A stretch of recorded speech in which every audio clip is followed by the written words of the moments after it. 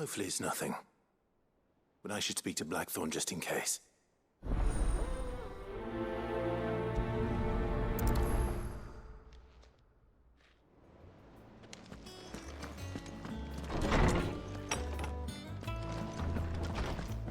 He cracked the crystal too? Joking. Blackthorn, do you have a moment? Not really, no. This won't take long. I just wanted to ask how you're getting on. August was worried about you, but you might still be doubting your craft, even after learning the trick of that cuirass. Is there something else weighing on your mind? Perhaps sharing your thoughts might help. That bastard's like a dog with a bone. Still, he's got a keen eye, I'll give him that. He's just, well, Karen showed me something.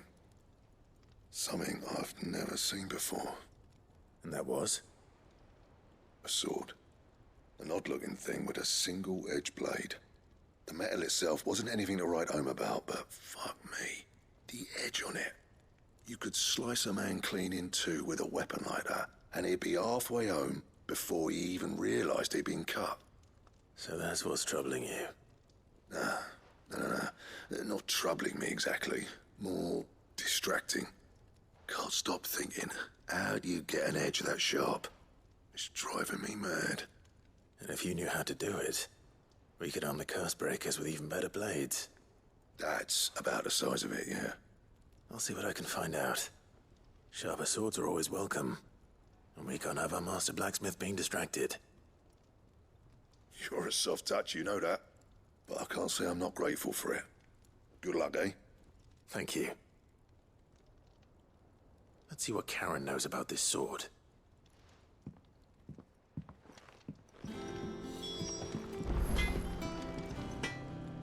What do you need? You ever wonder where the hell Karen finds all these treasures of hers? That blade. I've never seen anything like it in all my years as a blacksmith. The edge on that thing. Fuck me. My arm's still throbbing something fierce. When will I learn to say no to that girl?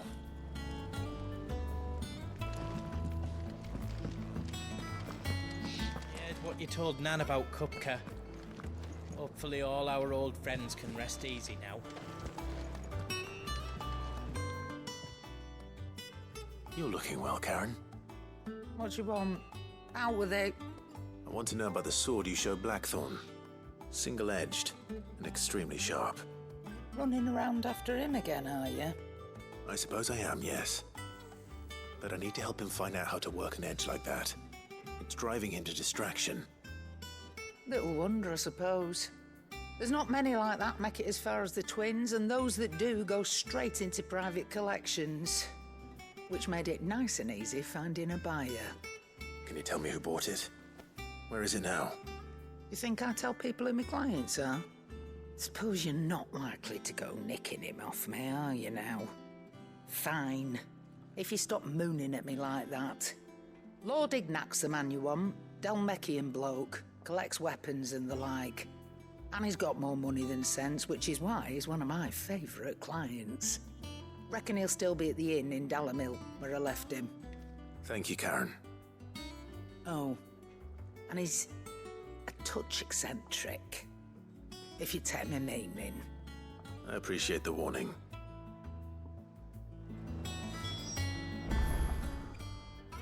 And what can I do for you?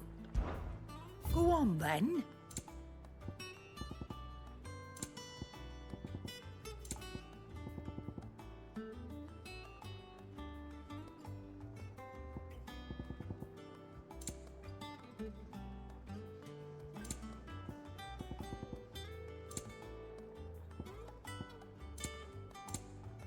Come again. Or don't. I'm not much bothered either way.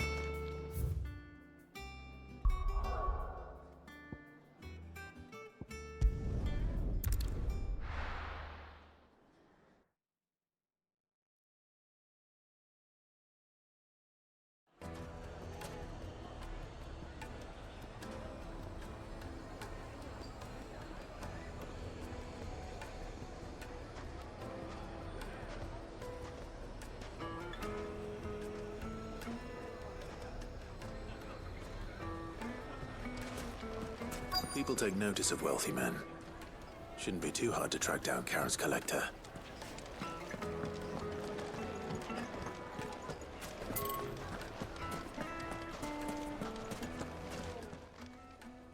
Our hero returns. Stay safe Mr. out there. Lubo says Drake's fang has fallen. Does that mean the furnace is going to stop working? Maybe. So shut your trap and get that order forged while you still can.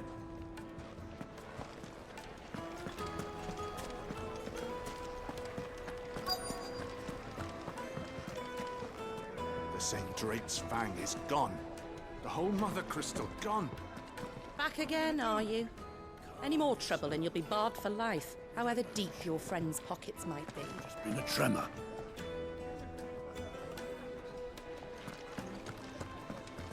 Welcome. If you're hoping for a bed, I'm afraid you'll have to look elsewhere. One of our wealthier patrons has purchased the use of every room, hoping to keep out the riffraff, as he puts it.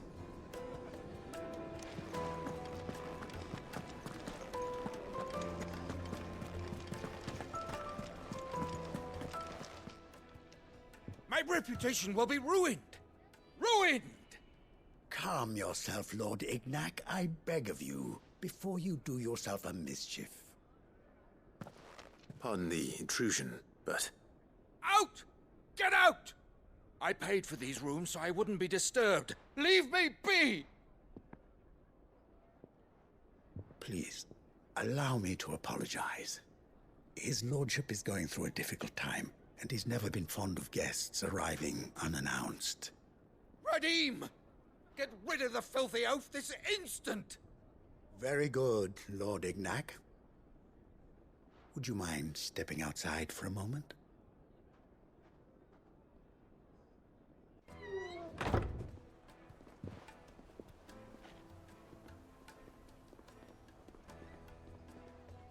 I'm sorry if I've caused you any trouble. That? Oh, no. That's just how his lordship is. Though the morning's events have left him somewhat fractious. He has been dispossessed of his luggage, you see. The thieves also made away with a considerable amount of coin. Coin the innkeeper will soon be keen to collect. I don't suppose a certain blade was among the stolen items. A single-edged sword. It was purchased from a merchant friend of mine. Ah, you know Lady Karen. Yes, I'm afraid it was. Then I'll retrieve Lord Ignac's luggage. But I have one condition. You have but to state it. You are welcome to anything that is within my power to grant. I want an audience with Lord Ignac. A few minutes should be enough. Then I'll be on my way. A condition I would be a fool to refuse. Of course, you shall have your audience. I don't suppose you saw where the thieves went. I did not, no. Though some discreet inquiries made on his lordship's behalf mean that I know where you might find them. The bandit's bed. Every ill-gotten coin in Dalamel is said to pass through that disreputable corner of the Valcroy. And that's where I'm heading. I shall speak to Lord Ignac in your absence, and arrange for an audience upon your triumphant return. That will be very kind of you. Farewell, and best of luck. It's a wonder the Republic tolerates the existence of the bandit's bed. You would have thought a few dozen good men might put an end to the problem. Then again, what commander would want to march his troop into the Valcroy?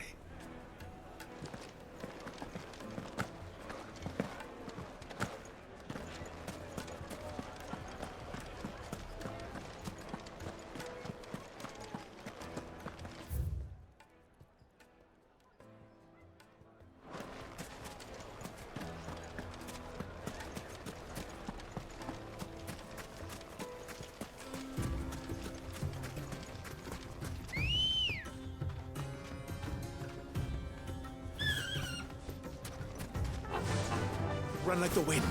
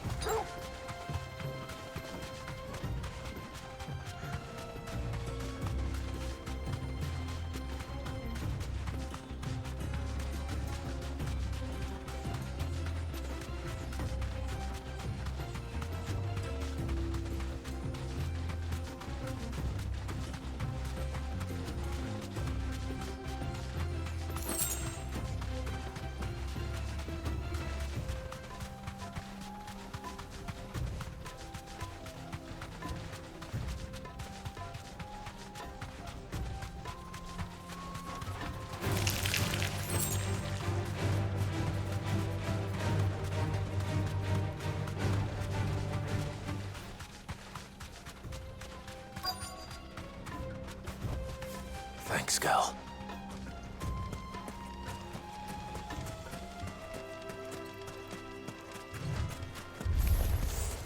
We've got company! Come on, lads, let's tear the bastard's head off!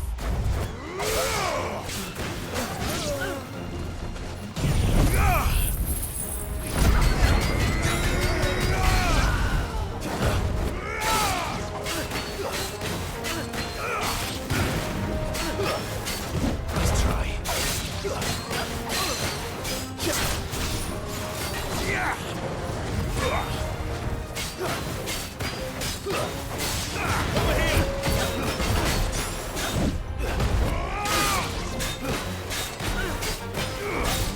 Too slow.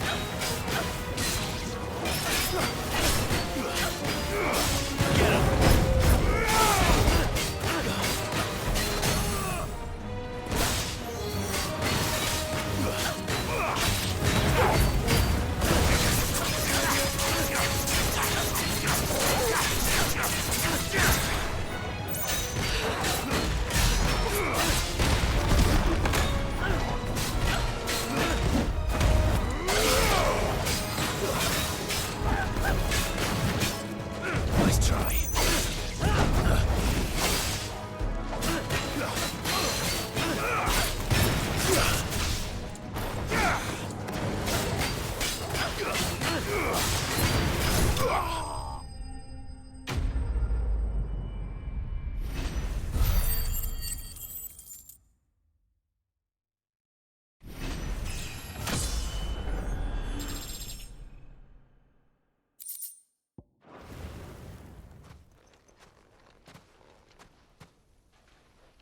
This must be Ignac's luggage.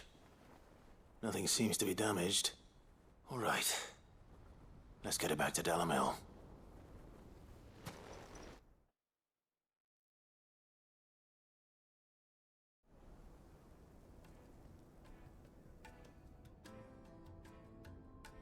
I hear I have you to thank for the return of my effects. What shall I call you, my good man? Wyvern. Glad to make your acquaintance. A formidable name indeed. Well, Wyvern, I appear to be in your debt. Redeem here tells me you wished for an audience. Is that all? A few moments of your time should suffice, yes. You're a peculiar fellow, Wyvern. All right, speak. Master Wyvern was wondering if you could tell him about a certain single-edged sword you recently acquired. Oh, a true work of art, that one. Karen drove me hard on the price, but I would have sold her Radim here to get my hands on that sword. It was made in the Outer Isles, far beyond the Twins, and is used exclusively by the practitioners of a unique school of swordsmanship. They believe no combat should ever exceed a single strike, and hone their blades to such perfection that none ever does. Each sword is made for that one perfect stroke, and for that stroke only.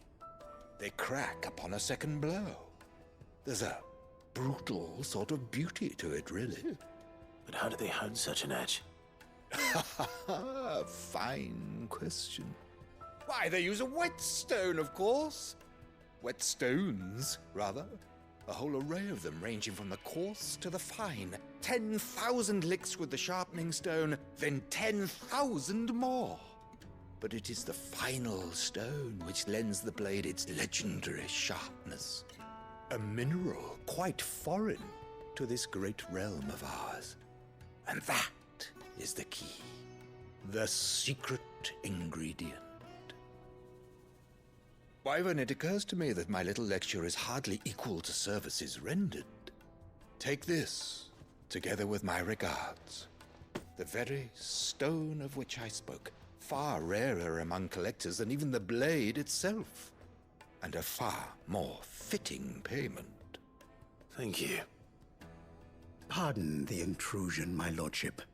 However, it is long past time we prepared ourselves to depart. So it is. I am locked in bitter competition with a rival collector of curiosities. I am one step ahead of the unscrupulous scoundrel, but he is hard at my heels. Are there many other collectors out there? Too many to count, but only one do I consider my nemesis. Lord Byron Rosfield. And is a perennial thorn in my side. I can imagine. Farewell, Wyvern. May our paths cross again. Radim, we mustn't dawdle.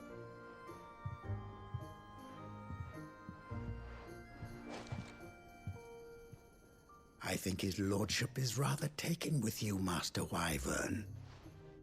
Thank you again for your assistance. Coming, my lordship. I'll be right there.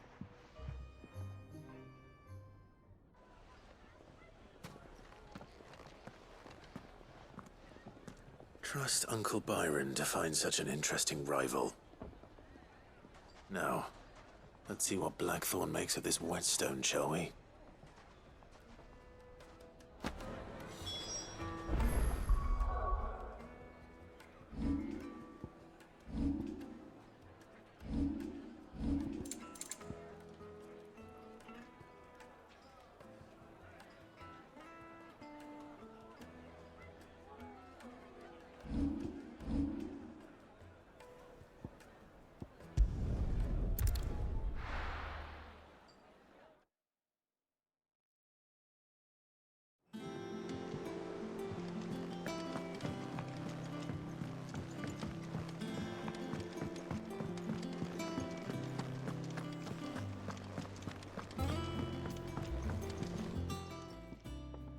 Sorry for the wait, but hopefully you'll agree it was worth it.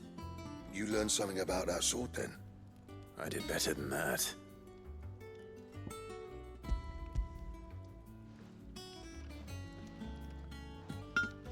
A whetstone? Yes. But not one you'll find anywhere in Valisthea.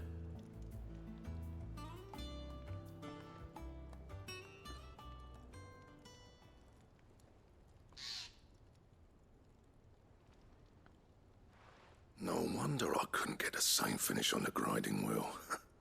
One hit and all done, eh? Might not be so bad if all you ever fought were duels. Good luck on the battlefield. Your second opponent would be your last, no matter how good you were. Even so, is there some way it could be used to give the curse breakers an edge? I think so, yeah. With this whetstone and the right kind of steel, I could probably even make a twin of the blade that rattled me. But there'd be no replacing this little rock once I worn it down to a sliver. I reckon we get a dozen swords from it, if that. Swords that the curse breakers wouldn't know how to wield properly, and that would see them through a single fire piece. Nah, no point trying to copy that thing. Be about as much use as a wax anvil. But finishing our blades with a whetstone this fine, now that's something to consider. And what's finer than fallen masonry, eh? Or more hard-wearing, for that matter. Just imagine it. Good Valisthean steel with an edge as sharp as any found in the Outer Isles. I won't make a copy, nah. I'll make something much better. I'm sure the curse breakers will be delighted. Just don't push yourself too hard.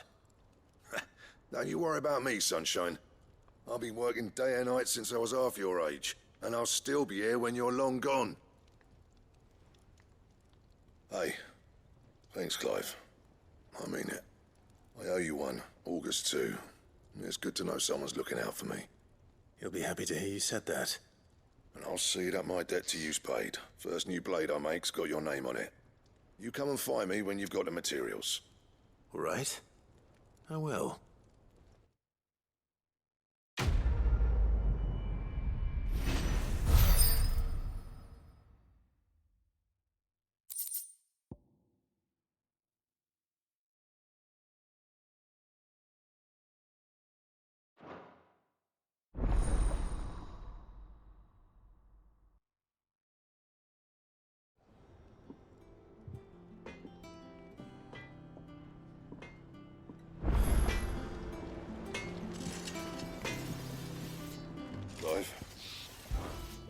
do you want?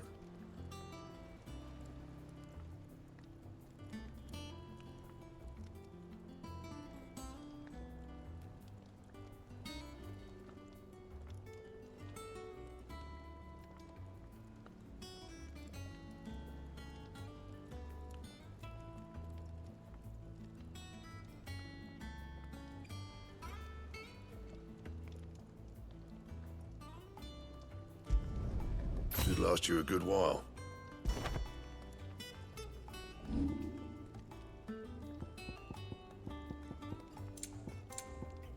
That it? Fine.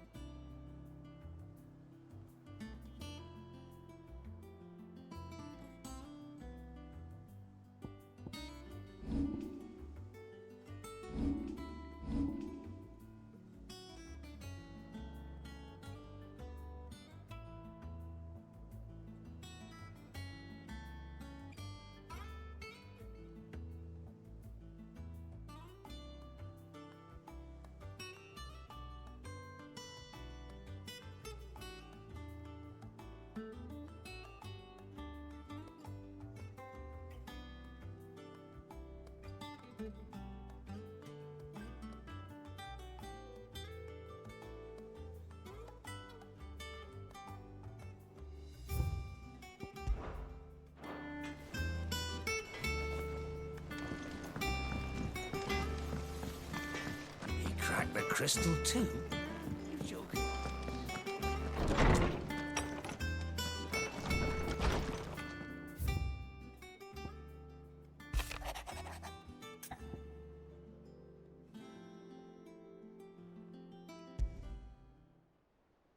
What could be wrong with Torgor? He seemed well enough when I last saw him.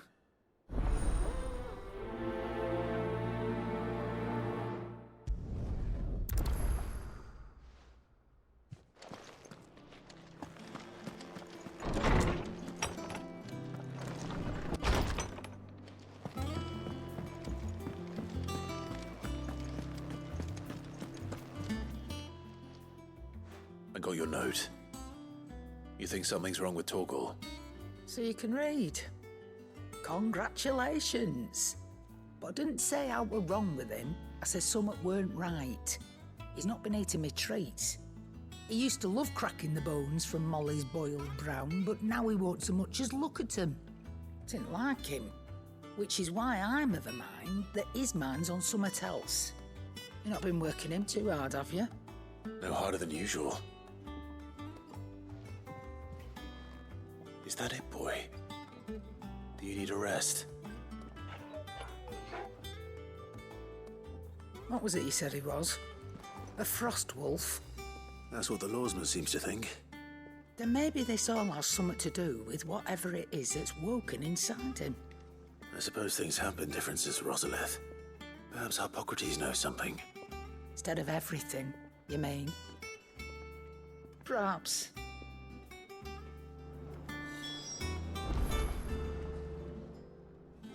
Well, don't just stand there gawping.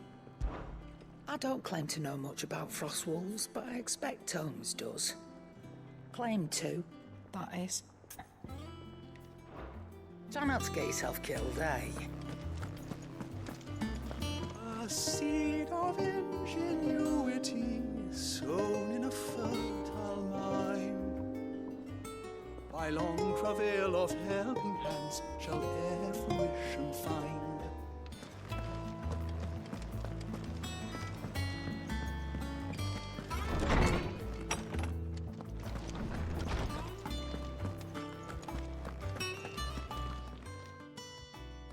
Swordsman, I need to ask you about Torgal. Something's not right with him. He isn't ill, is he? I don't think so. But according to Lady Karen, he seems to have lost his appetite, which is certainly a new development. She says he's hardly been touching his bones of late, and she believes it may have something to do with what happened at Rosalith Castle. I rather think she might be right, though not about his appetite. All canids are instinctively inclined to crack open bones for the rich marrow that resides within, and I see no reason why a frost wolf should be any different.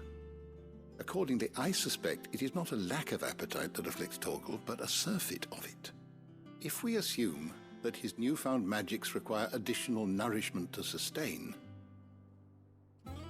it may well be that the bones Lady Karen is accustomed to providing are no longer sufficient. Frost wolves, after all, habitually prey upon far larger animals, whose bones may yield altogether different nutrients.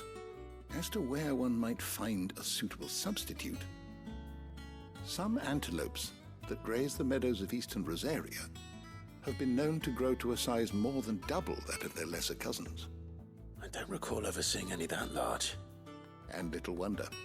The oldest and largest such creatures rarely leave the safety of the highlands for fear of predators. The last elder antelope sighting I recall hearing about took place near Cressida, and that was long before the village was abandoned. Even so, it seems like a good place to start. Good hunting, Clive.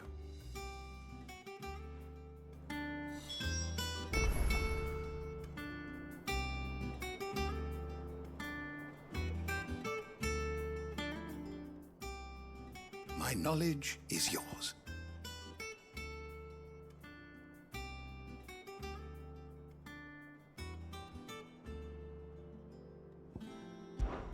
I only hope the bones of an elder antelope are alimentary enough for our faithful friend.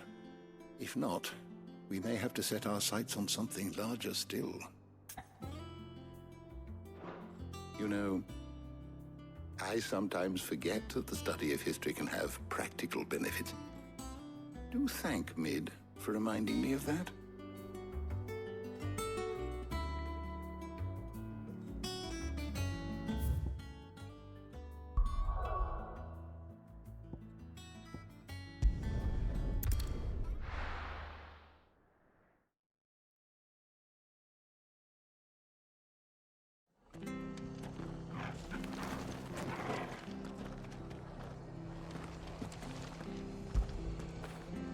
When did you get so big?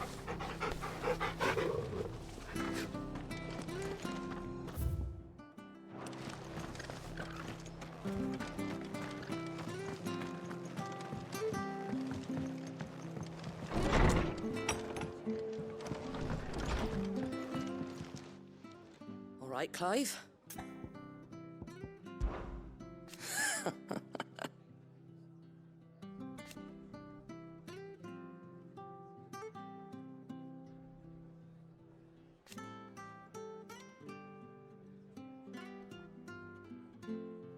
Who knows?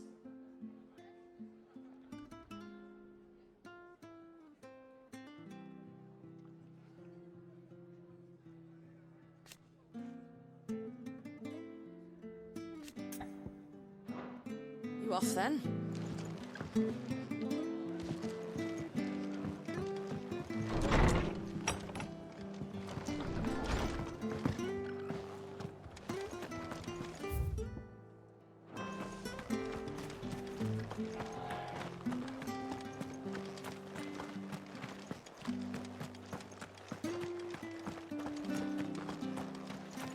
Please, teach me how to fight.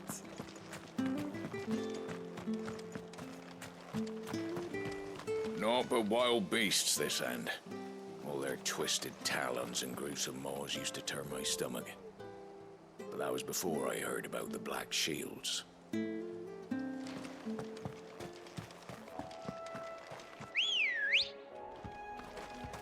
Come on.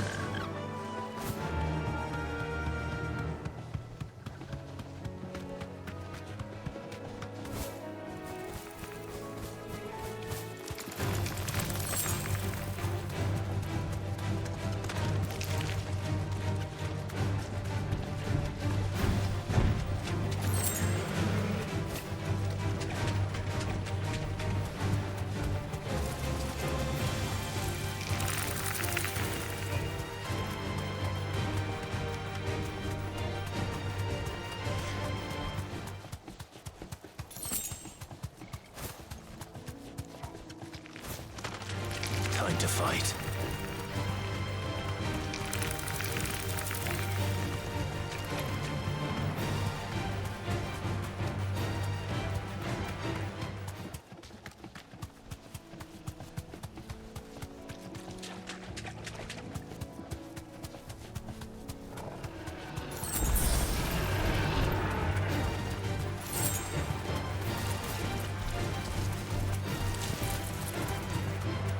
Certainly quiet.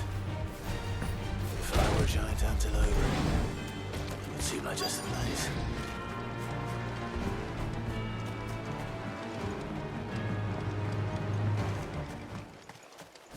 I doubt we'll find one bigger than that. You hungry, Torgal?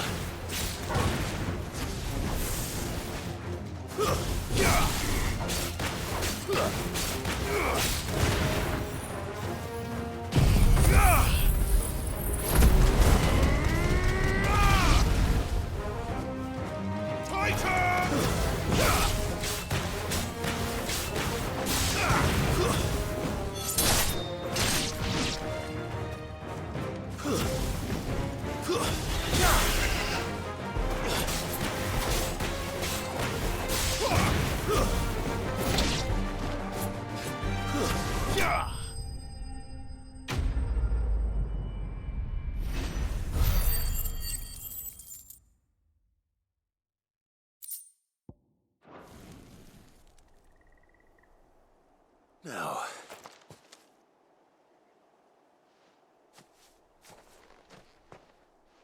will it be enough, I wonder?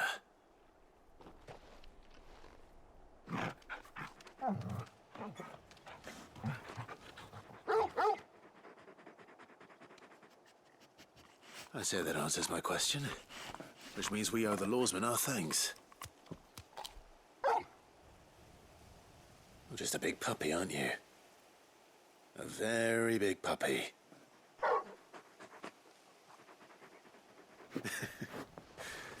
You do know you can take that with you, Torgal. Lady Karen will be relieved to hear you've got your appetite back. Come on, boy.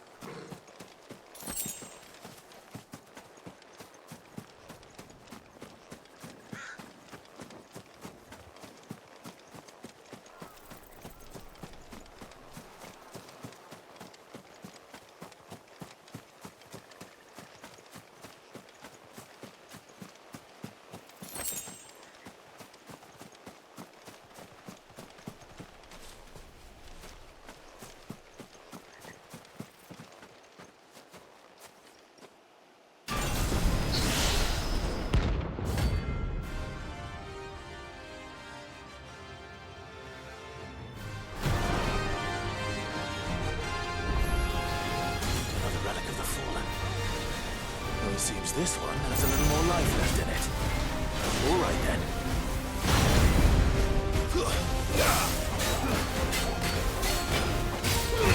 Let's try. Slow.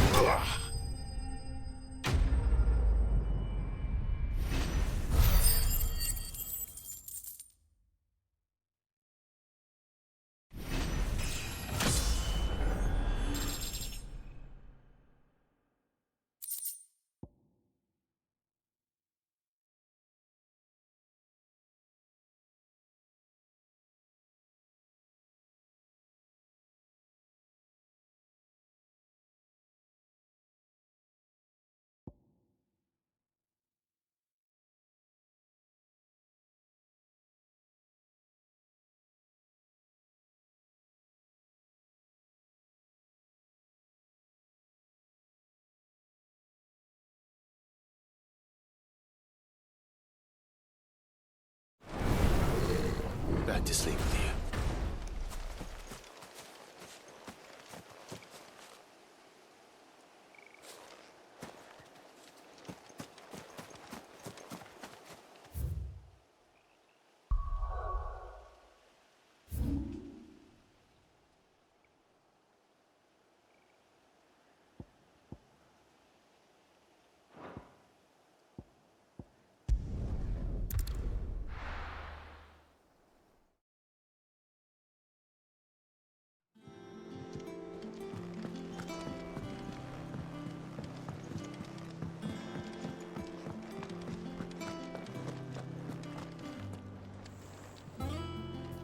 I noticed you and Torgal had gone off somewhere. Take him for a walk, did you? You could say that.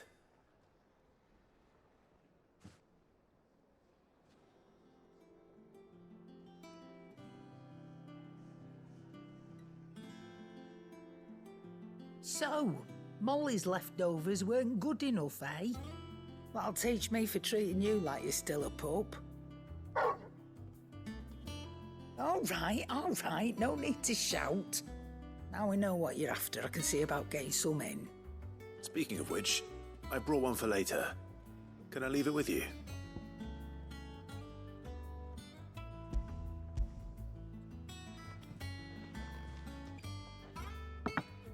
You can, eh?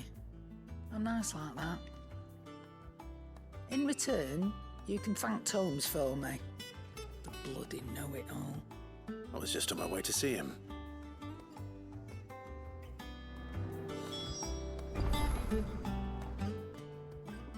And what can I do for you? I don't know many fleshers who deal in cuts that size. Well, that doesn't mean I don't know some. Try not to get yourself killed, eh? A seed of ingenuity sown in a fertile mind. By long travail of helping hands shall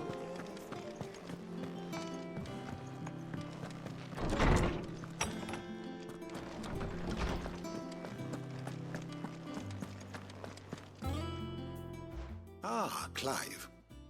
Were you able to locate your quarry? We were indeed, Lawsman. You pointed us in exactly the right direction. And Torgal's been a very happy hound ever since. Very good, very good. Lady Karen sends her thanks, by the way, for your part in solving the mystery. Ah. But that reminds me. After your last visit, I found myself pondering Torgal's talents. Do you recall our conversation concerning Lady Jill's role in Torgal's transformation? About how she somehow woke the power within him. Precisely that. A reasonable conclusion, I thought. But one which raised certain questions in my mind. You see, the Fenrir of legend served Shiva and Shiva alone. And while the powers attributed to him are certainly impressive, the records imply they are somewhat different in nature to those you described Torgal as having used. What are you suggesting? That Torgal may be the beneficiary of more than one icon's power. Consider that in addition to Lady Jill, he has served as a loyal companion to you, your brother, and even the late Cid. In short, the icons hitherto near at hand, or should I say at paw, have been diverse and plenty, and that number has only grown as the realm's dominance have fallen to your sword. One can but speculate as to how all of this has affected Torgal. He has seemed more fierce of late. And if I am not mistaken, he will grow fiercer still. We are fortunate indeed to be able to count him amongst our allies and not our adversaries.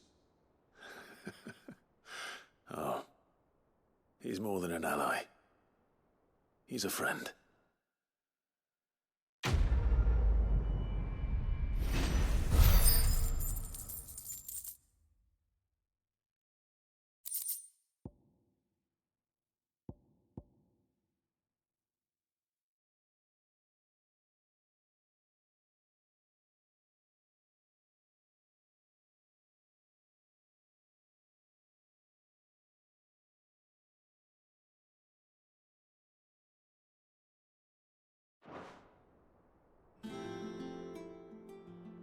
My knowledge is yours. You know, I sometimes forget that the study of history can have practical benefits. Do thank Mid for reminding me of that.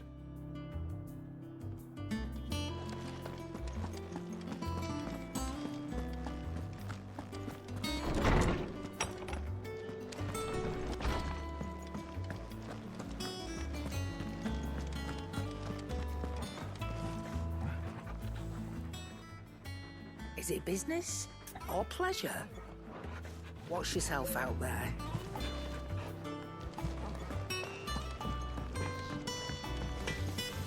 Back, are ya?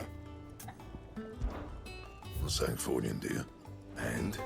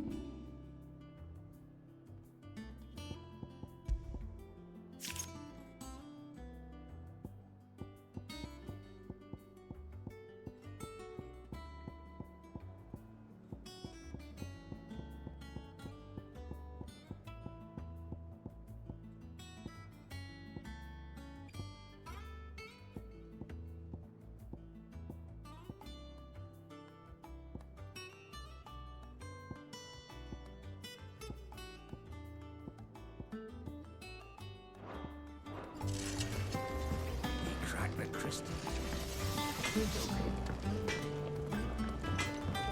Is gone. There's nothing left but a crater.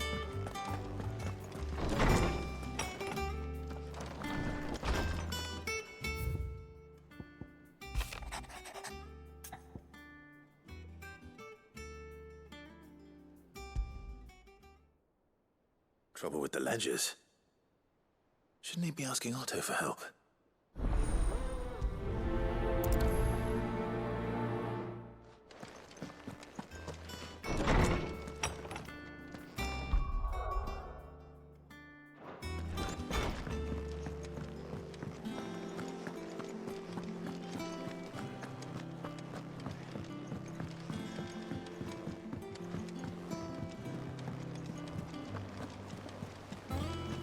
Is that the thing Tomes helped to build? Mid told me she was building a ship.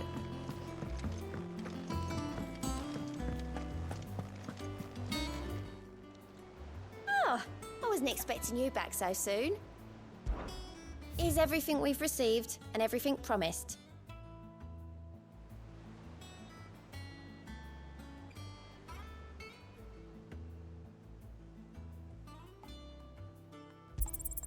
You earned this. Come again. I may have more for you.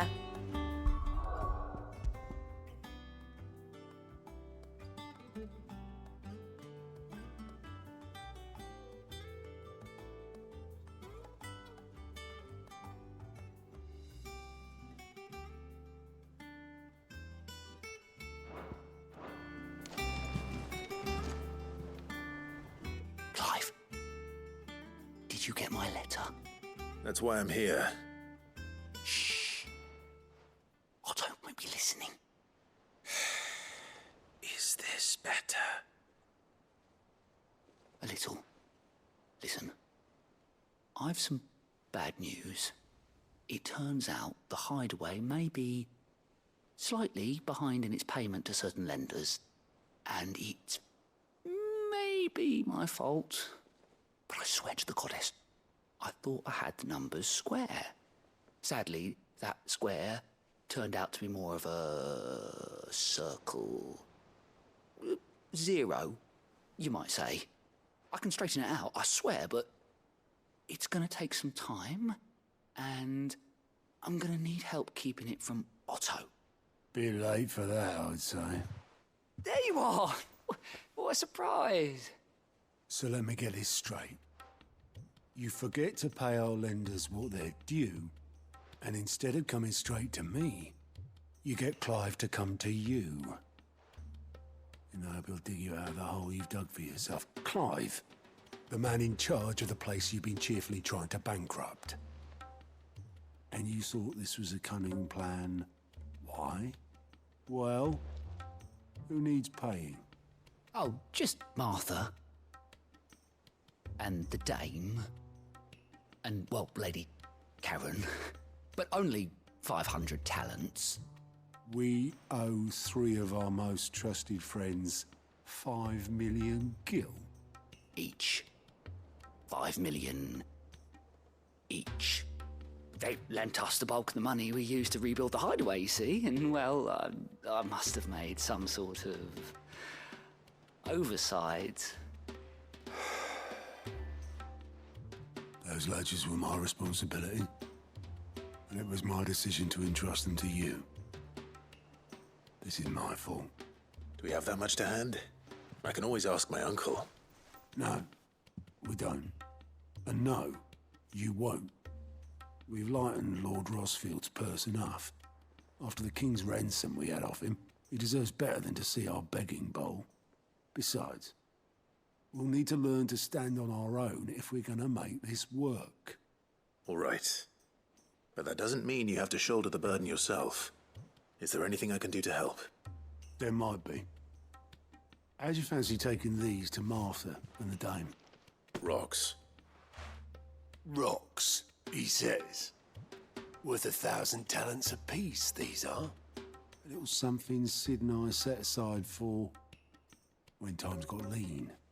And I reckon 15 million in overdue debt probably qualifies. I just hope our associates' eyes are a bit more discerning than yours. I'm sure there will be. Should be me making the rounds, really. But you know how it is with this place. Orders to bark, arses to wipe, and all that. I know. Which is why I don't mind going in your place.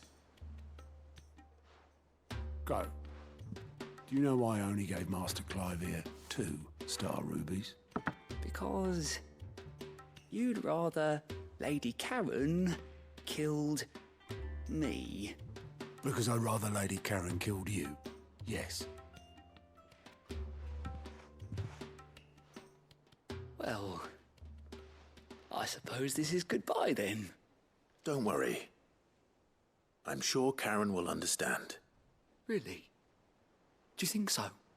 No, I don't.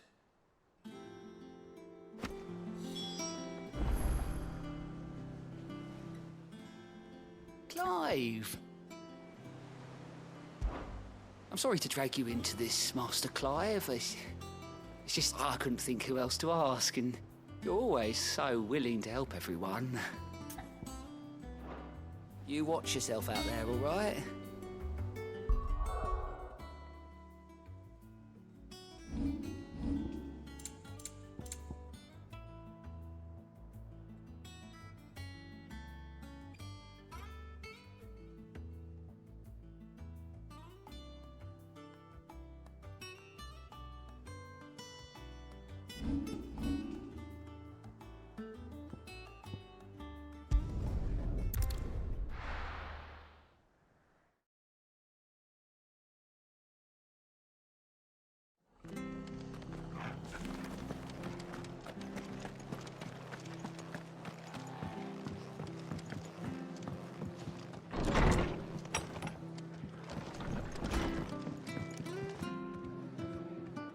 Clive, we weren't expecting you.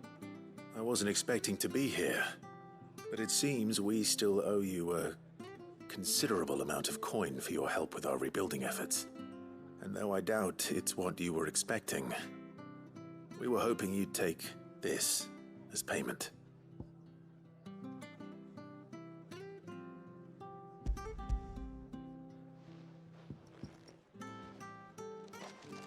A star ruby? I can't accept this. It's worth at least twice what you owe me. More if you can find yourself the right buyer. Think of the difference as interest. Interest? If word got out I charged that much, no one would ever borrow from me again. Anyway, why are you the one here asking me about this? I'd have expected Otto. Bit much sending the Lord Marquis out to settle your debts, isn't it? The old goat working himself to death again. Something like that.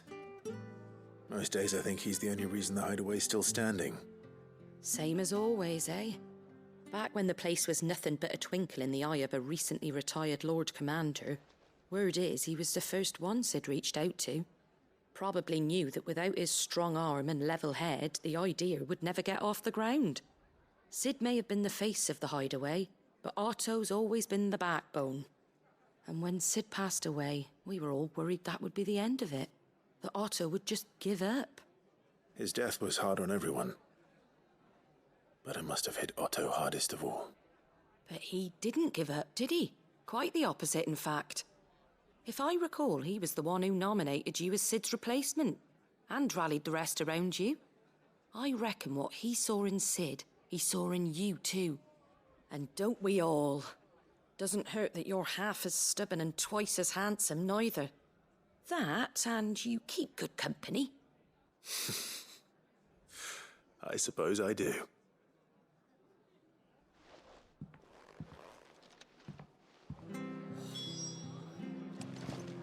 Suppose now I have to find someone who can actually afford a star ruby.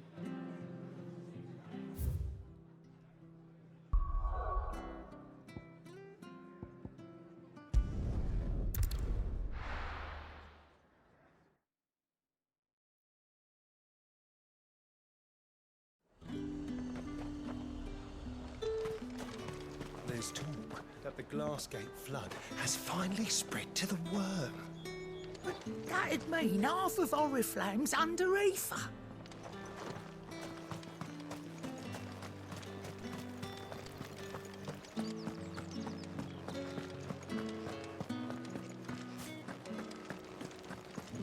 Did you hear? The gates to heaven.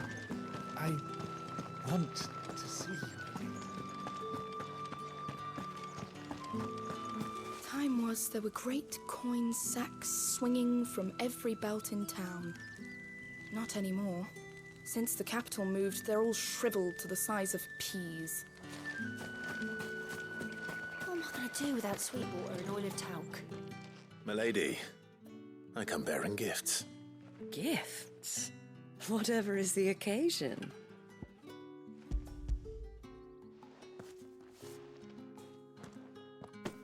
Oh my. Clive, you really have outdone yourself. Otto asked me to give it to you. To settle the hideaway's debt with the Veil. And to compensate you for the time it took us to do so. You disappoint me, Clive. I thought you might finally be warming to me. Tell Otto he can keep his baubles. I tried to tell him as much the first time around. The man owes me nothing, nor does the hideaway. My contribution to the restoration effort was made freely and willingly. It was the least I could do. You once told me Sid did you a kindness. I'd like to do the same. Please, accept it. For my sake. And for Otto's. For all of us. For all you've done. It is rather fetching, isn't it? Very well. Otto is lucky to have you, Clive. I doubt anything could ever replace his son. But you and the others at the hideaway are the closest thing he has to family. Otto had a son. Long ago, yes.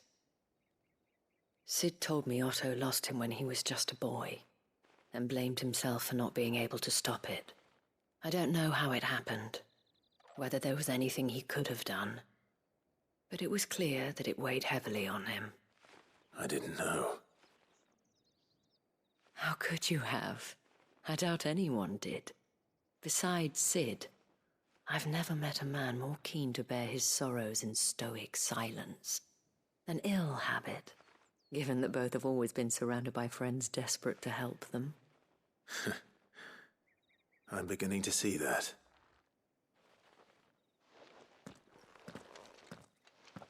Go will want to know the stones were delivered, if he's still with us.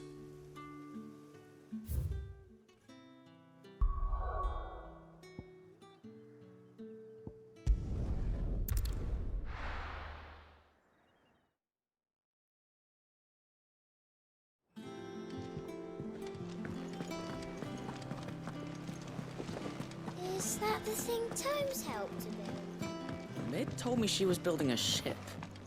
Really? That's a ship. Let's sail it round the lake.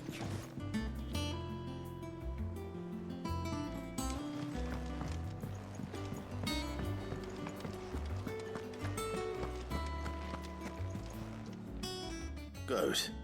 Still alive, I see. So Lady Karen accepted the ruby. Ah, about that. I tried my best, but she was just too stubborn to take it. She threw it right back in my face, in fact, and told me I could stick my stupid stone where the sun don't shine. Karen refused payment. I hope it wasn't something I said. I'm sure you were as tactful as ever. Let me see what I can do. Oh, wonderful. I hope you have better luck than I did.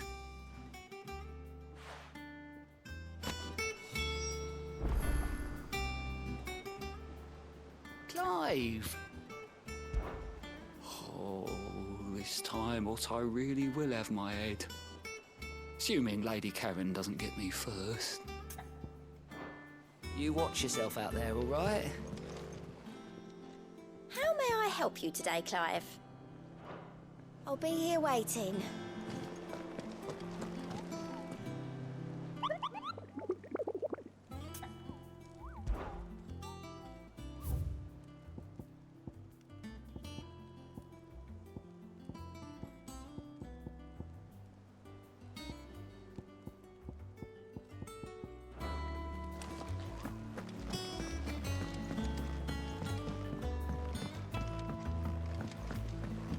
The Enterprise will have 4 mithril engines, each needing its own displacement stack. So just 3 more like this, and we'll be finished.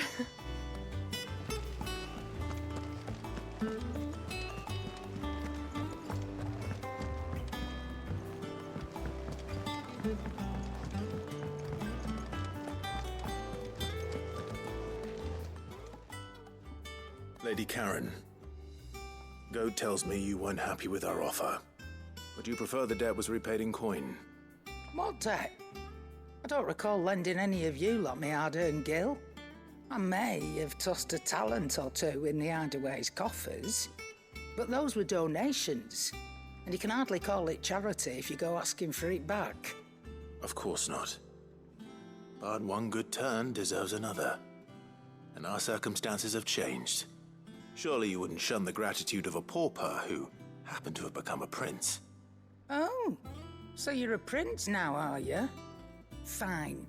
But I'm selling it and taking what I'm owed, then you're getting the rest whether you like it or not.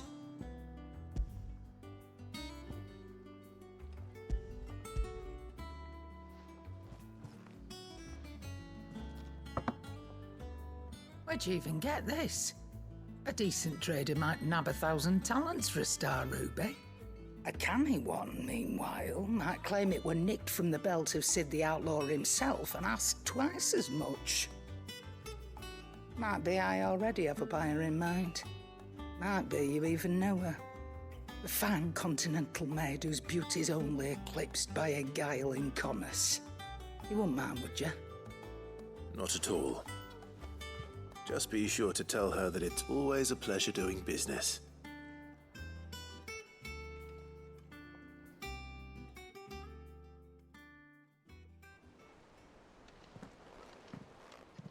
I hear you ended up delivering all 3 stones.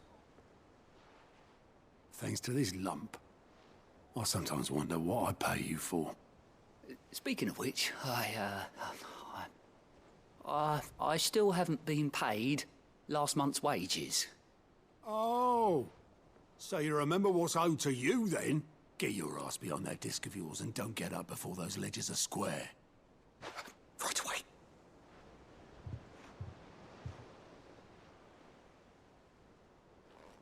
I've seen that before. Yeah, yeah. Plenty of times. It was the only goblet Sid ever used. Either out of habit, or because the filthy sod couldn't be bothered to find a clean one. I knew so little about him. Like most people. Martha and the Dame both seem to have fond memories of him. I bet they do. How long did you know Sid before he... Before he died? 20 summers, give or take. Back in the day, I was a purser on a trade ship, which is where I met him. He bought passage to... I forget where. And having nothing better to do on the long nights, we sat up drinking Island rum till the morning bell dragged me back to my duties. Quit my post not long after that, on account of making a fine maiden's belly fat. But me and Sid stayed close, promising we'd one day sail the seas again. That was before fate stepped in and said she was having none of it. The magic woke inside my son soon after his first name day, and there was no hiding his knack. Couldn't you and your family have... My family were the ones who summoned the constable, wanted the monster taken away. I couldn't turn my back on him, forget what I felt, and I couldn't for the life of me understand how they could. Luckily, Sid was of the same mind as me. It was him who stood beside me when all I wanted was to tear the whole world down. Him who cried for me when I had no tears left of my own. Him who swore he'd do everything he could to stop it from happening again. And he was true to his word, too. Left the Royal Army once and for all. His ranks, his ribbons, gone. Just like that. Threw away everything he had. All to right a wrong that no one else had the courage to face. I knew then I'd follow that man to the ends of the earth.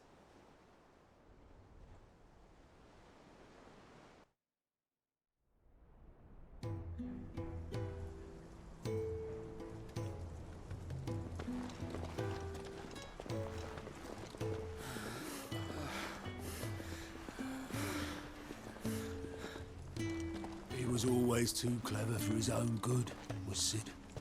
Saw the world for what it really was, while the rest of us were content to go along with the lie we were shown. And it can't have been easy, bearing that burden alone.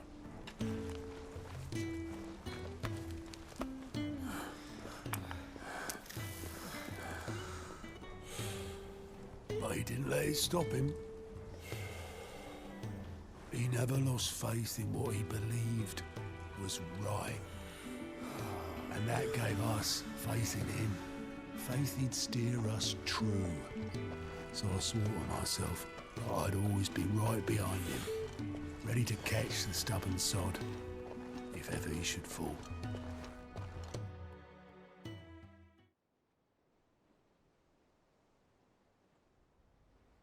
But I couldn't even do that.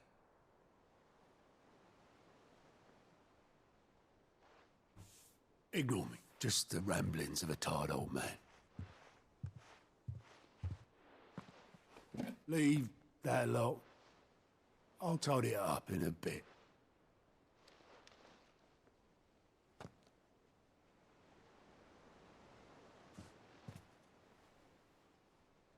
This is Sid's handwriting.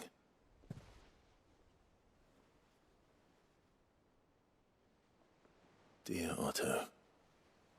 I may be drunk, but I wanted you to know this place would be fucked without you. Love you, you grumpy old sod.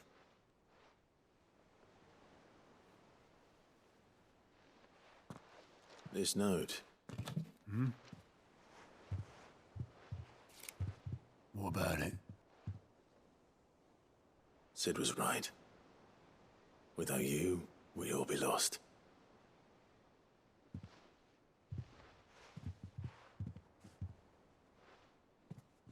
He should have bloody well said so then.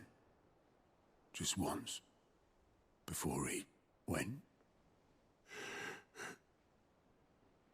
But then, why would he? Him, or anyone? I'd only have told him to piss off.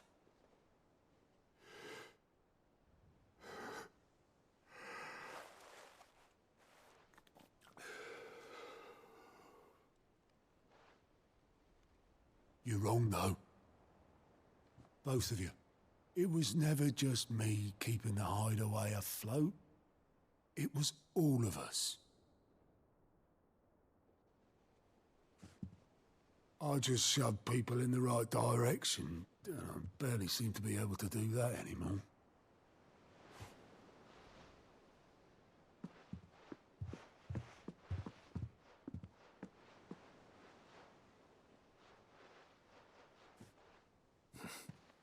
Would you rather go at the helm?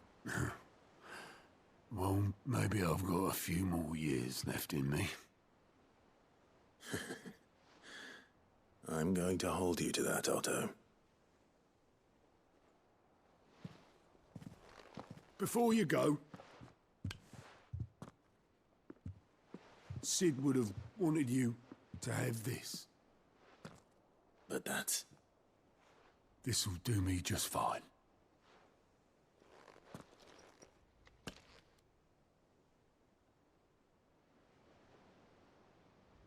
Thanks for the ray of sunshine.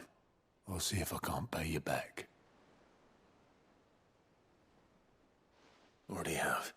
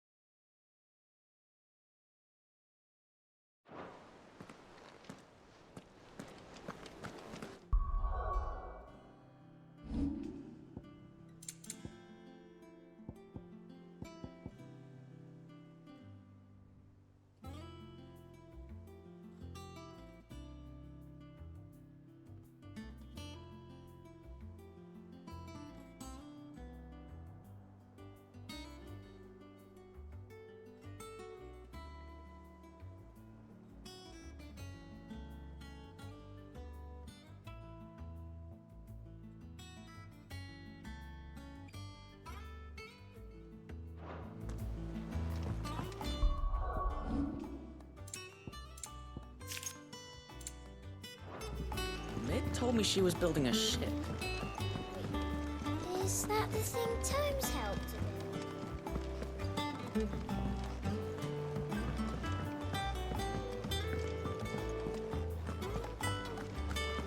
Oh, I'm never drinking.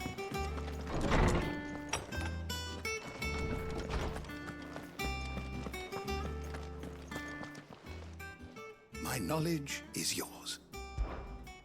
I have compiled some new entries, if you would like to see them.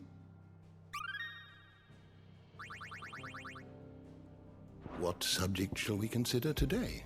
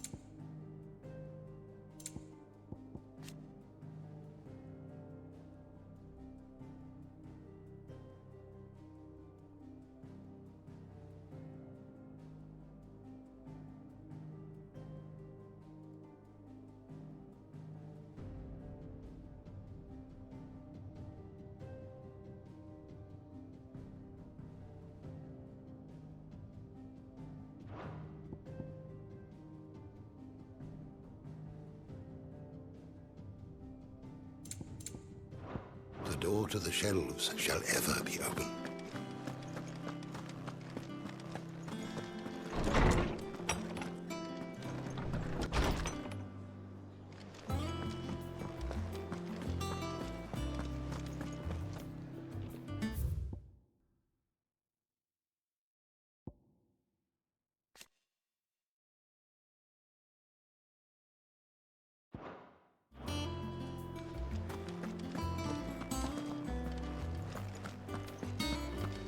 He cracked the crystal too.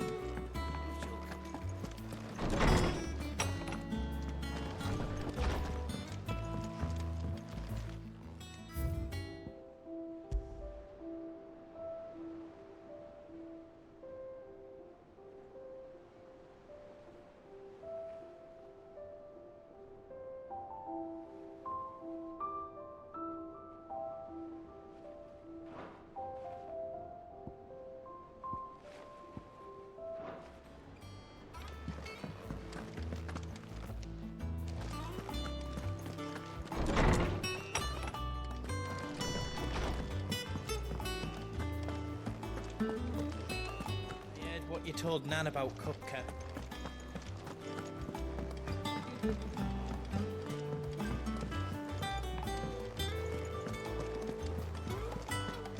Is that the thing Tomes helped?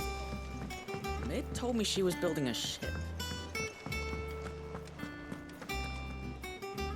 All right, Clive. Asterix.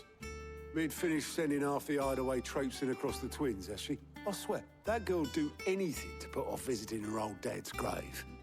No excuses now, though, eh? Not quite. She said there was one final thing she had to take care of. I'm sure she'll be finished soon enough. She said that? In those words? She did, yes. Clive? Were you born yesterday or something? There is no thing. She'll probably be halfway to Canva by now. Mid. I might still be able to catch her.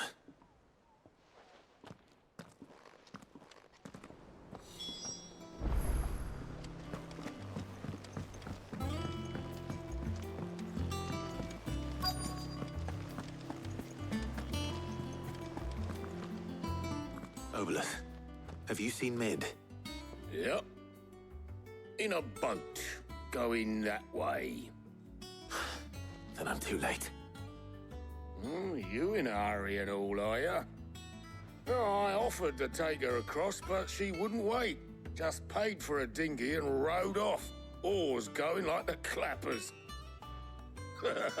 Got some life in her, ain't she? But anyway, I was on my way up to see you, as it happens. Got a letter for you. Urgent, by the sound of it. One of your uncle's men said I was to hand it to you in person, post-bleeding haste. And you're here now. Thank you, Obolus. Don't mention it. What tidings, Uncle?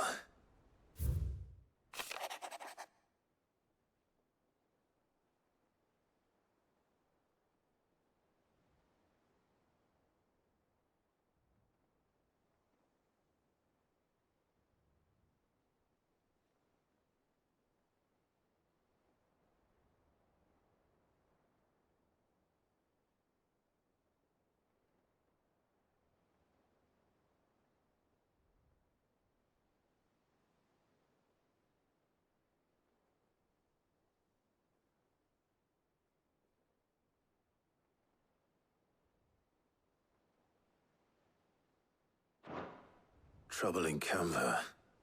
Well, I'll need someone to keep an eye on Mid.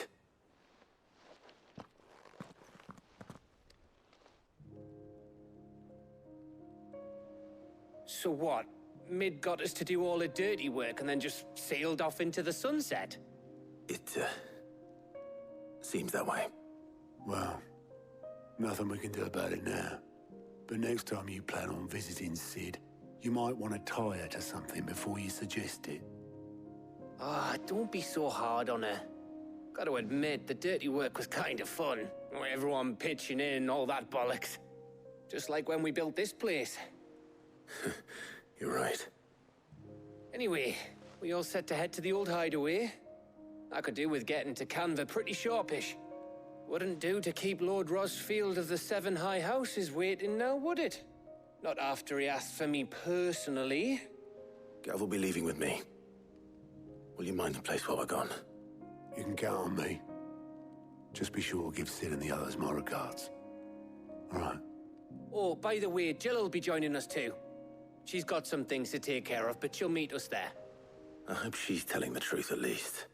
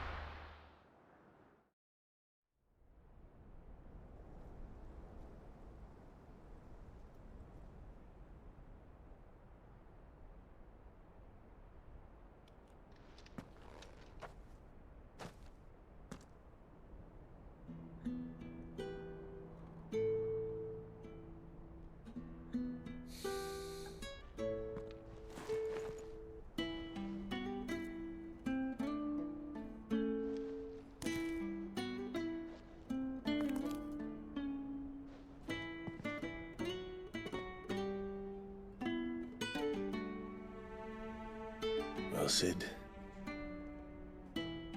I remember what you told me. That if no one is listening to what you have to say, you may as well not say it.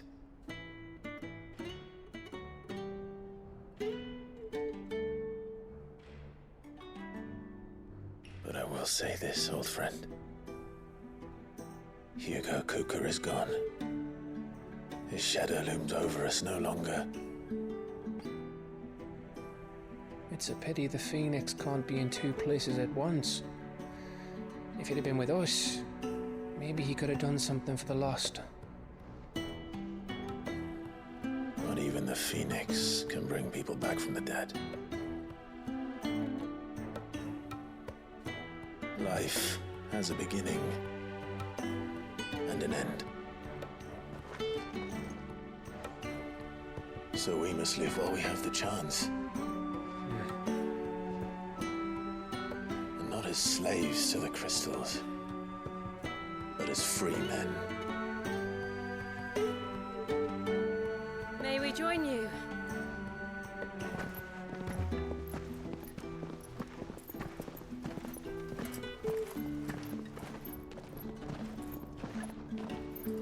Lady Karen, what a pleasant surprise. I thought I'd drop by and see how you were all doing before heading off to restock my supplies.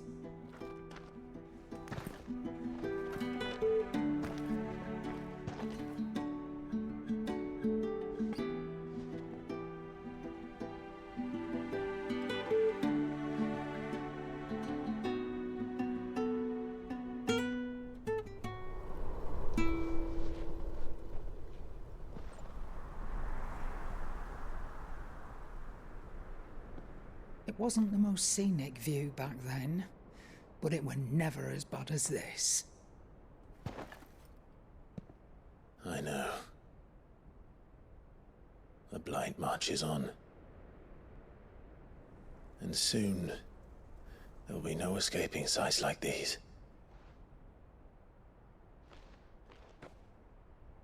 So our mission remains unchanged.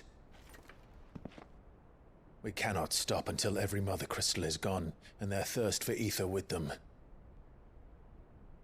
The only one that remains in Storm is Drake's Tail in the Crystalline Dominion. Our next target. We're going to Twinside.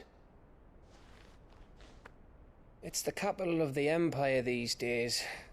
I wouldn't like to think how tightly guarded they've got the place. Not that that'll stop you. But we do well to scout it out before you go charging in. We would indeed. If you're off to the Dominion, you can take this great lump with you. Goods. Oh, I am sorry. Have you forgotten you're the most wanted man in the Twins? I thought you might like to disguise yourselves as the attendants of a travelling trader, assuming you've no better ideas. You wanted to buy yourself some tools, didn't you? Well, now's your chance. You're letting me go with them? Oh, thanks, Nan. Stop that! You'll break me bones, you great galoot.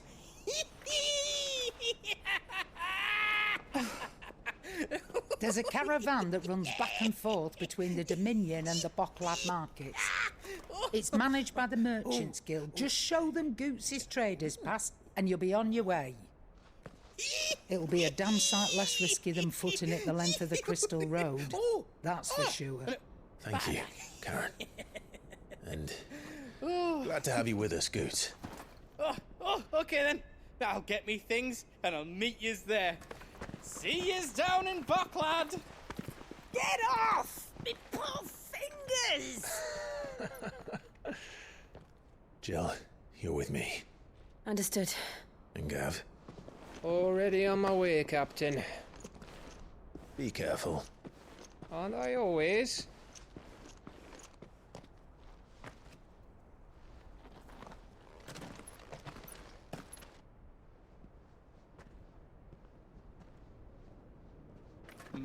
Do you see that, Sid? Your protege's making a proper little outlaw of himself.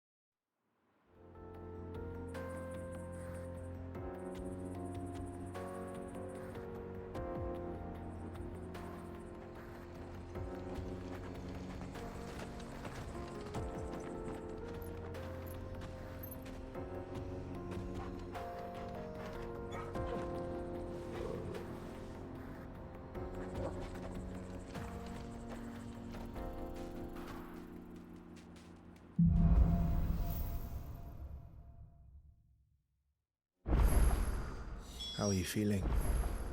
Better. Thanks to Taya. I'm glad to hear it. And Torgal helped too. Didn't you, boy?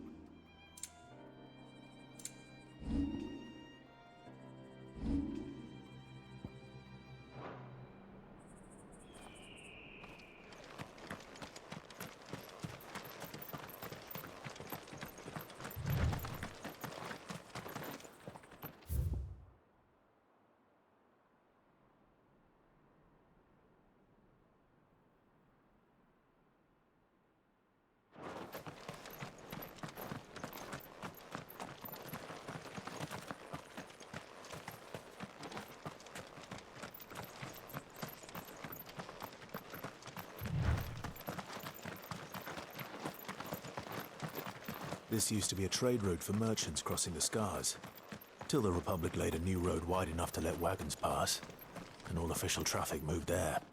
Leaving this one for those living outside the law. Indeed. I doubt we'll be the only outlaws on the trail today.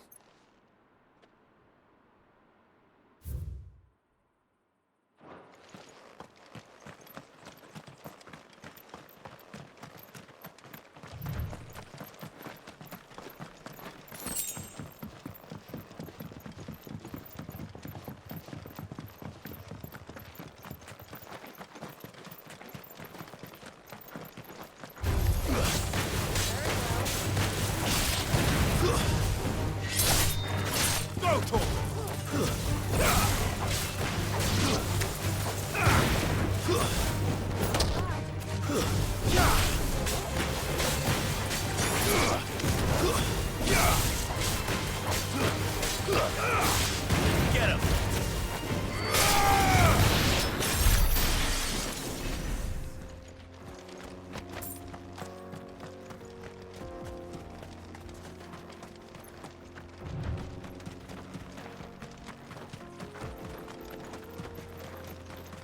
So what do you think? That we'd be lucky to make it out alive. Really? It's as bad as that? Oh, aye. There's trouble up ahead. And too much of it for us to handle. I take it there's danger on the road.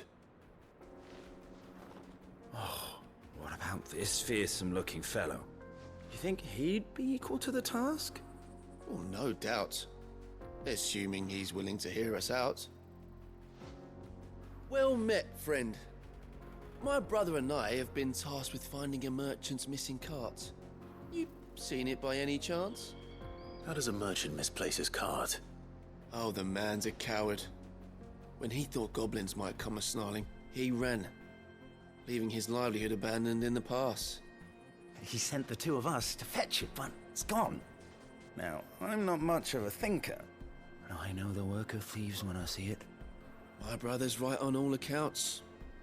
And by my estimation, the bastards are lying in wait just down the road. We may have seen our share of action, true, but we've not got the skill in arms to boldly brave an ambush. You, however, have the look of a man who needn't fear a band of backwater ruffians. What do you say? Will you help us out? Chances are they'll come for you either way. But if you promise to lend us a hand, at least you'll pocket a reward for your troubles. Well, if I'm going to have to deal with them anyway. You've clearly got a fine head on those broad shoulders. We're lucky you came along. Now, hoping to make a heavy purse in Bocklad, our merchant friend loaded his cart with as much as it would carry. Reckon he won't be forking over the rest of our fee if we don't find those goods. So, while you're seeing to those bandits, you keep your eyes open. All right. Just don't expect me to drag the cart out of there myself. No. You can leave the cart to us. You just put an end to those bandits and point us in the right direction. You do that, we'll take care of the rest.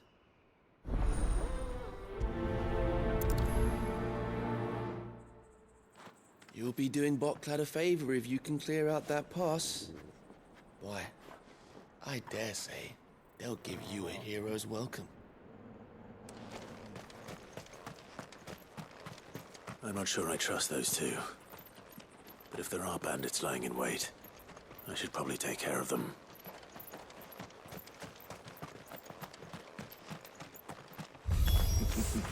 Look lively, you lot. We've got guests.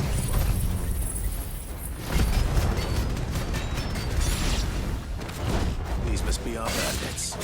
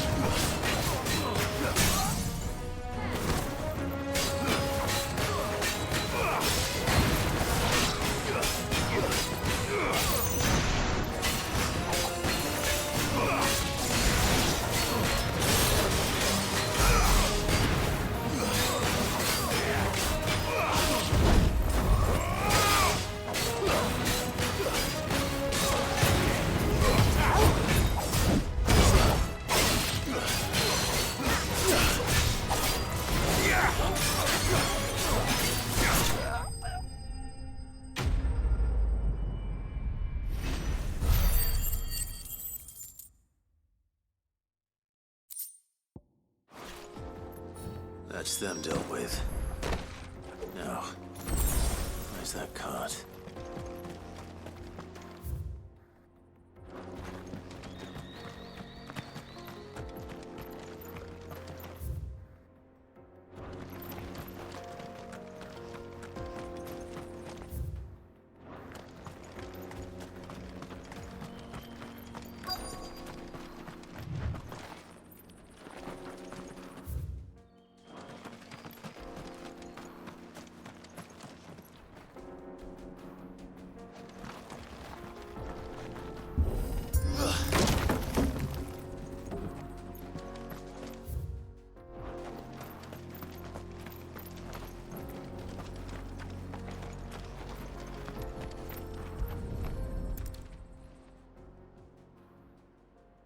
Getting all of this out of here will be a nightmare.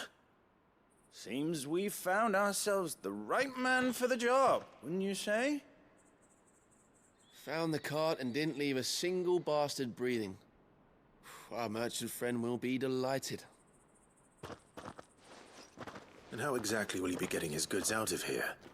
You leave that to us. After all, it'd be wrong to make such a fine warrior haul cabbages to market. You've done your part. And that's all you need to worry about. Here.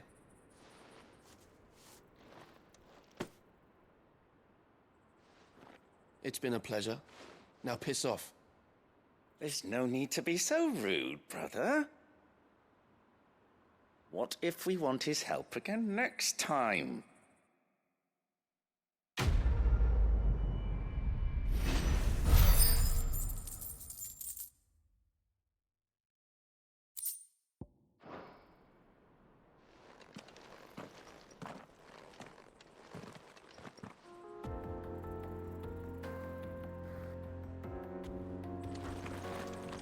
You've had your reward and you're not getting any more.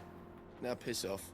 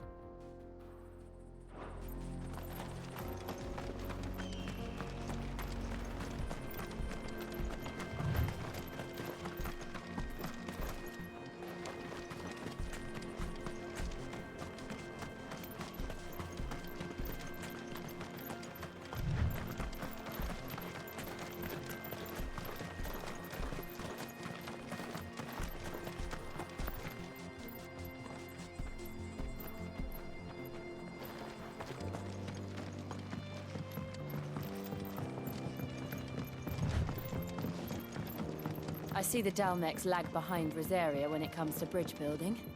The fallen ruin should hold, at least. The path continues on the other side.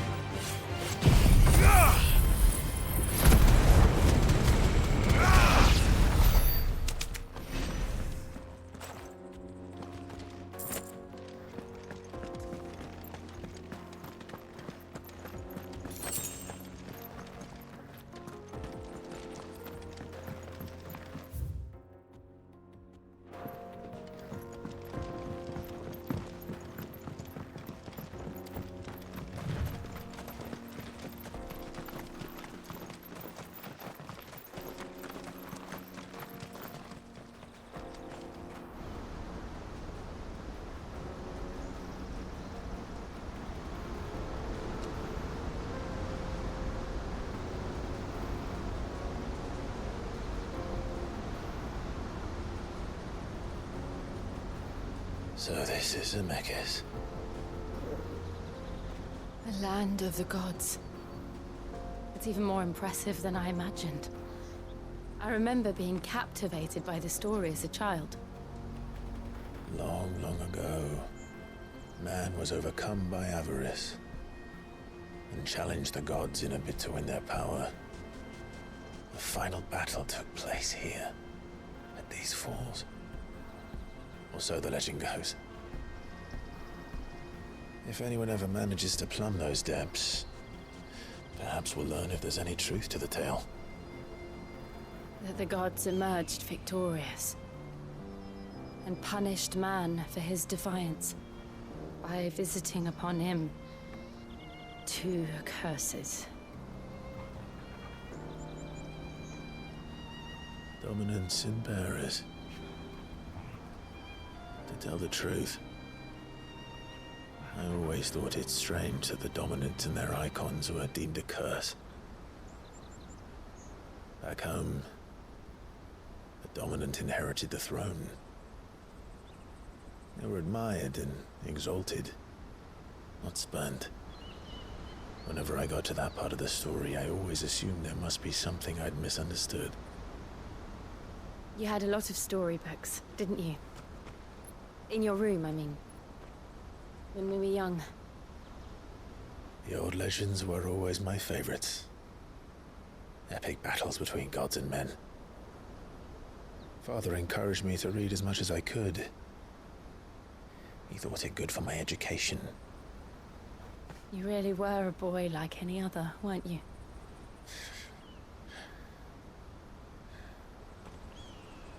Just look at this place. It's enough to make you believe the legends are true. I know.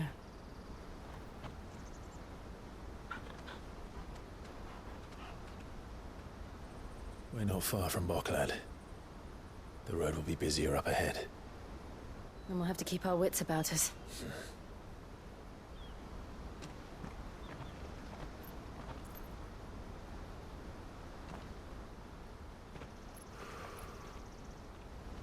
Clive? Something wrong?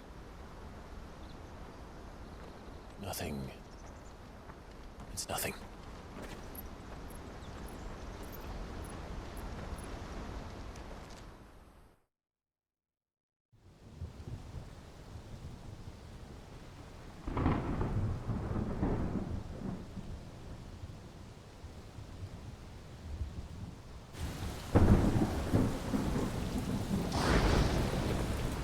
I see the reports are true, Father. You have surrendered the throne to Olivier. I have. Emperor Olivier shall rebuild the Holy Empire of Sanbreque.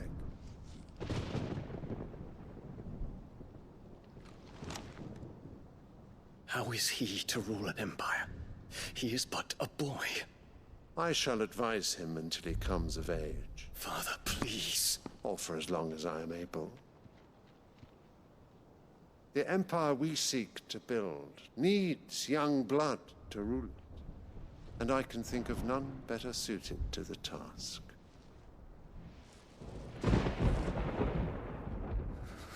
There is other news, Dion. Hugo Kupka is dead, and Drake's Fang destroyed. The pillars of the Republic have fallen. Ere long, the Imperial banner shall fly over every city in Storm. And then, Valisthea. All shall bow before their Emperor. Father, these are the words of a tyrant. They are the words of a god. The Emperor whom I gladly serve. Great Grieger, made flesh.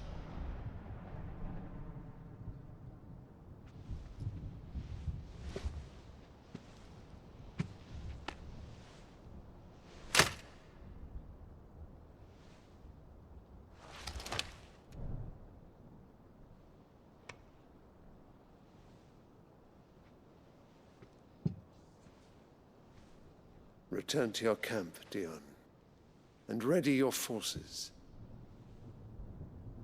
It is time to show the world the true power of Sanbreque. Father. I find you much changed. Is this truly the path you wish to tread? Or are these the ambitions of another? Of Ultima, perhaps? What nonsense is this? I speak my mind, and my mind only. Though I do owe Annabella thanks for reminding me of certain truths regarding the nature of nations, of rulers, and of the divine. You would trust the words of this traitress? She betrayed her country. She slew her husband. You have ever been an invaluable servant to Sanbreque, Prince Dion. I trust you will continue to serve your Emperor in the wars to come. The canker! Silence! Insolent wretch! You will bend the knee. All else is heresy. Sire, forgive me. This audience is over. Come, your Radiance. The Rowena Syndicate awaits your pleasure. Oh, not another meeting with silly old men. They're so boring. I'm hungry, Father. Can't we have luncheon instead?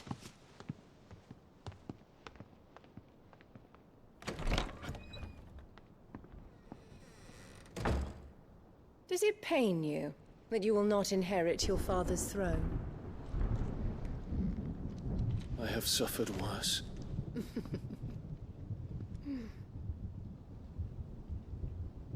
Count your blessings, Dion.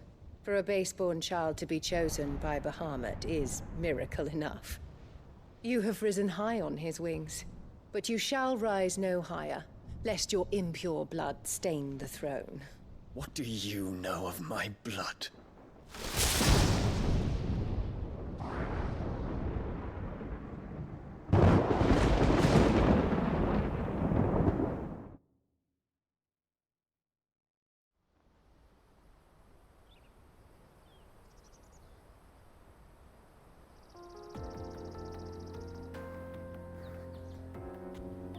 The Boklab markets are to the north. We just need to hug the coast.